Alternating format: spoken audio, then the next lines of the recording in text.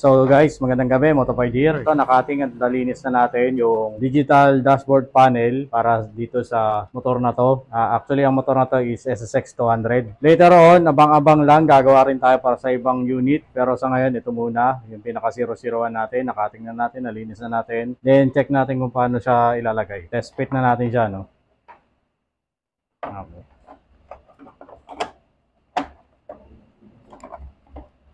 Yan, naka-fit na yan siya dyan.